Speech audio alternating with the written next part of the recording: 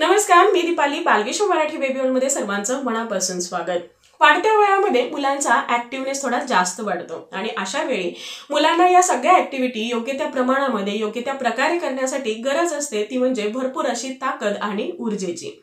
ही ताकद आणि ऊर्जा बाळाला अर्थातच त्याच्या आहारामधून मिळणार असते. पण जर मुलं व्यवस्थित खातच नसतील, बाळाला भूकच लागत नसेल किंवा बाळाला खाण्याची इच्छाच होत नसेल तर त्यावेळी मात्र बाळाला हे पुरेशा प्रमाणामध्ये मिळणार नाही आणि याचा परिणाम बाळाच्या ऍक्टिव्हिटीवरती होईल. म्हणजेच बाळाची वाढ आणि विकास सुद्धा मंदावला जाईल. आणि म्हणूनच ऍज अ पॅरेंट आपली ही जबाबदारी असते की वाढत्या वयामध्ये मुलांच्या ऍक्टिव्हिटी सोबत त्यांची भूक सुद्धा वाढली पाहिजे.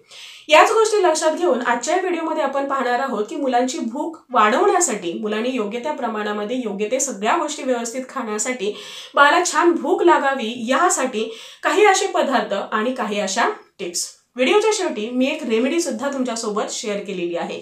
ही जी रेमेडी आहे हे तुम्ही एक औषध म्हणू शकता की जे कोणत्याही भूकवाढीच्या औषधापेक्षा खूप जास्त असं सरस आहे. कारण भूकवाढीचं औषध हे तुम्हाला तात्पुरता इफेक्ट देणार आहे, पण या गोष्टी जर तुम्ही रेग्युलरली फॉलो करत असाल तर बाळाची भूक नेहमीही वाढणार आहे. बाळ व्यवस्थित सगळ्या गोष्टी खाणार आहे. शिवाय ही रेमेडी प्रत्येक वयोगटामधील मुलांसाठी ऍप्लिकेबल आहे.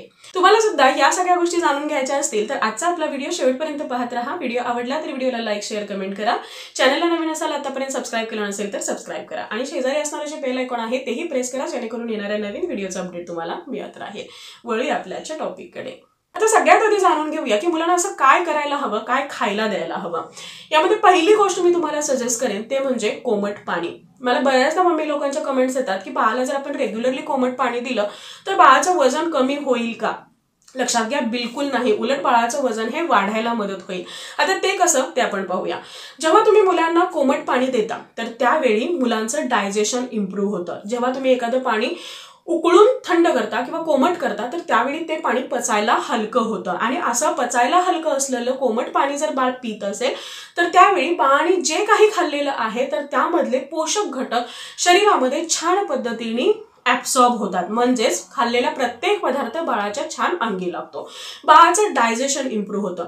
बाळाचं पोट रेग्युलरली साफ व्हायला मदत होते. या व्यतिरिक्त कोमट पाण्यामुळे जे काही व्हायरल इन्फेक्शन्स आहेत, सर्दी, कफ, खोकला, यापासून सुद्धा प्रोटेक्शन मिळायला मदत होते. म्हणजेच बाळाची इम्युनिटी बूस्ट होते, बाळ आजारी कमी पडतो. जर बाळाने सगळं खाल्लेलं बाळाच्या छान अंगी लागतंय, बाळ आजारीही पडत नाही, मग बाळाचं वजन कमी कसं होणार? उलट बाळाचं वजन हे छान वाढणार आहे. आणि जेव्हा बाळाचं डायजेशन उत्तम असतं, छान पद्धतीने कार्य करत असतं तर त्यावेळी अर्थातच बाळाची भूक सुद्धा वाढते. कोमट पाण्यामुळे आपलं जे शरीर आहे हे डिटॉक्स व्हायला मदत होते. म्हणजे शरीरामधले जे काही अनवॉन्टेड घटक आहेत, टॉक्झिन्स आहेत किंवा जडपणा आहे, फॅट आहे, हे सगळं वितळायला मदत होते. म्हणजेच बाळ हा खऱ्या अर्थाने सुदृढ होतो. बाळाचं जे वजन आहे हे हेल्दी वेनी वाढतं. शरीरामध्ये काहीही अनावश्यक घटक असतील, टॉक्झिन्स असतील तर ते फ्लश आउट व्हायला मदत होते. आणि म्हणूनच बाळाला नेहमी तुम्हाला कोमट पाणी देणं हे गरजेचं आहे. दुसरा पदार्थ आहे ते म्हणजे तूप. जेव्हा आपल्या आहारामध्ये तूप असतं तर त्यावेळी आपल्या अग्नीला बळ मिळतं. अग्नी म्हणजे काय? आपले डायजेस्टिव्ह फायर. म्हणजे आपलं डायजेशन हे उत्तम व्हायला मदत होते. स्पेशली लहान मुलांच्या बाबतीमध्ये तुम्हाला रात्रीच्या जेवणामध्ये बाळाला तुपाचा समावेश हा जरूर करायचा आहे. बाळाचं संपूर्ण जेवण तुपामध्ये बनवण्याची गरज नाही, पण जे काही पदार्थ तुम्ही बनवले आहे तर त्यामध्ये थोडंसं तूप तुम्हाला जरूर ऍड करायचं आहे. तुपामुळे बाळाचं डायजेशन ही उत्तम व्हायला मदत होते. जे आहे हे फक्त बलवर्धक नसून ते बुद्धिवर्धक सुद्धा आहे आणि म्हणून तूप सुद्धा रेग्युलरली बाळाच्या आहारामध्ये समाविष्ट करायचं आहे. आता हे तर झाले आहाराच्या बाबतीमध्ये. आता कोणत्या टिप्स तुम्हाला फॉलो करणं गरजेचं आहे? बरेचदा मी पालकांना पाहते की पालक दिवसभर बाळाच्या किंवा लहान मुलांच्या काही ना काही खाण्यासाठी मागे लागत असतात. म्हणजे आता 5 मिनिटांनी काहीतरी दिलेलं आहे ते बाळाने व्यवस्थित खाल्लं नाही तर लगेचच 10 मिनिटांनी परत बाळाला नवीन पदार्थ ऑफर करा, त्याला खाण्यासाठी फोर्स करा. तर असं तुम्हाला बिलकुल करायचं नाही. जसं बाळ 8 महिने कंप्लीट करतो तर त्यानंतर बाळाला प्रॉपर वेळेमध्ये योग्य त्या प्रमाणामध्ये आहार मिळणं गरजेचं आहे. जेवढं बाळाचं मील रुटीन फिक्स असेल तेवढी बाळाची भूक ही वाढायला मदत होते. कारण आपल्या शरीराला एक सवय होते, त्या वेळेमध्ये आपोआप भूक लागते, ते पदार्थ आपोआप पचतात आणि त्यासाठी थोडासा वेळ सुद्धा लागतो. आणि म्हणूनच हे जे मील रुटीन आहे हे सेट असणं गरजेचं आहे. या व्यतिरिक्त तुम्हाला सतत बाळाच्या खाण्यासाठी मागे लागायचं नाही.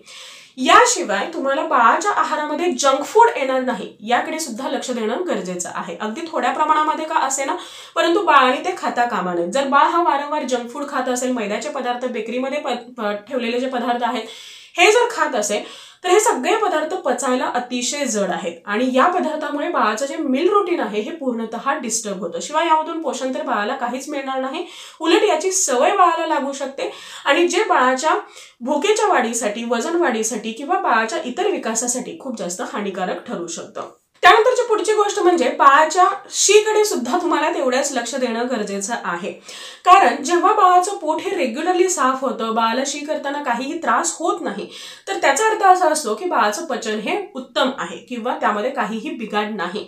पण जर बाळ रेग्युलरली पॉटी पास करत नसेल, बाळाला जेव्हा पॉटी होते तर त्यावेळी बाळाला खूप कडक होत असेल किंवा बाळाला त्रास होत असेल, पोटामध्ये गॅस होत असेल, बाळ खूप पातळ पॉटी करत असेल, पॉटीतून रक्त येत असेल, दाणे पडत असतील, जंत असतील, तर त्यावेळी मात्र बाळाचं डायजेशन हे बिघडलेलं असू शकतं. रेग्युलरली बाळाचं पोट साफ होणं हे खूप जास्त गरजेचं आहे. तर काही मुलांच्या बाबतीमध्ये मुलांचं पचन थोडं जास्तच उत्तम असतं. अशा केसमध्ये मुलं हे 1-2 दिवसांनी पॉटी पास करतात, ते सुद्धा ओके आहे.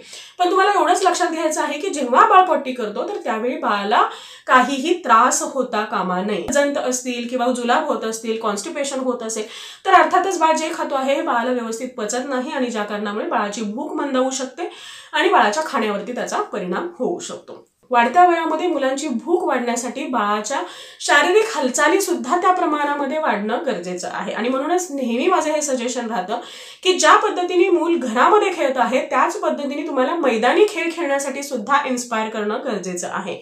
मुलं जेवढी मैदानी खेळ खेळतील तेवढी मुलं अंगाने काटक असतील आणि बुद्धीने सुद्धा शार्प असतील.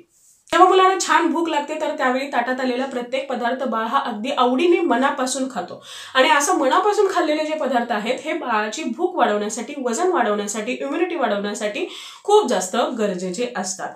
जर तुम्हालाही वाटत असेल की बाळाने छान पद्धतीने खावं तर तुम्हाला जास्तीत जास्त बाळाला मैदानी खेळामध्ये एंगेज करणं हे गरजेचं आहे. सगळ्यात शेवटची आणि खूप महत्त्वाची एक टिप म्हणजे रेग्युलरली तुम्हाला बाळाच्या आहारामध्ये भिजवलेले कमीत कमी 10 ते 15 मनुके सकाळी रिकाम्या पोटी किंवा बाळाच्या नाश्त्यामध्ये द्यायचे आहेत. हे जे काळे मनुके आहेत हे बाळाची भूक वाढवण्यासाठी अतिशय फायद्याचे असा हा पदार्थ आहे. कोणत्याही भूक वाढीच्या औषधापेक्षा सुद्धा हा जो उपाय आहे हा अतिशय प्रभावी आहे. तर या काही गोष्टी होत्या, या सगळ्या टिप्स तुम्हाला बाळाच्या भूक वाढीसाठी जरूर फॉलो करायच्या आहेत. सो आय होप आजचा हा व्हिडिओ तुम्हाला आवडला असेल आणि हेल्पफुल ठरला असेल. Thank you so much for watching this video. Bye, see you soon with new topic.